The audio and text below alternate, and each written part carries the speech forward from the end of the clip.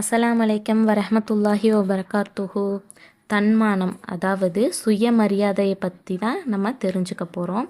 அவர்களின் வறுமையை பற்றி அறியாதவர்கள் அவர்களின் சுயமரியாதையால் அவர்களை செல்வந்தர்கள் என்றே எண்ணுவர்.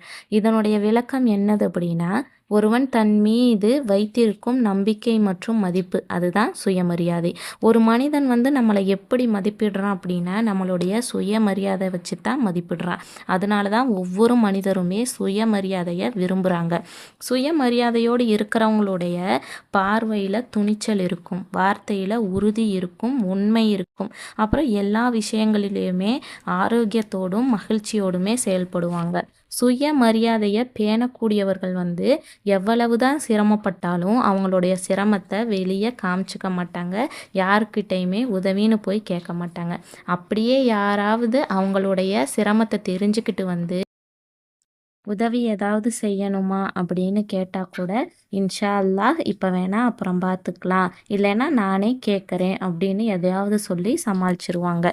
சுயமரியாதையை பேணக்கூடியவங்க அப்படிங்கிறக்காக நம்ம சிரமப்படும் பொழுது நம்ம நேசத்திற்குரியவங்க வலிய உதவி செய்யட்டுமா அப்படின்னு கேட்டால் கூட மறுக்கிறது சிறந்தது அல்ல. அதே போல் கேட்காமலே கிடைக்குதே அப்படிங்கிறதுக்காக கிடைக்கிற எல்லாத்தையுமே வாங்கி நிரப்பிக்கிறதும் சரியல்ல. தேவையானதை மட்டும் வாங்கி கொள்வது தான் சிறந்தது. நம்ம பிள்ளைகளுக்கும் சின்ன வயசுலேருந்தே சுயமரியாதை அப்படிங்கிற நற்பண்பை சொல்லி கொடுத்து வளர்க்கணும். மரியாதையை பெறுகிறவர்களாக மட்டுமல்லாமல் மற்றவர்களையும் மதிக்க தெரிஞ்சவங்களாக இருக்கணும் அப்படின்னு சொல்லி கொடுக்கணும்.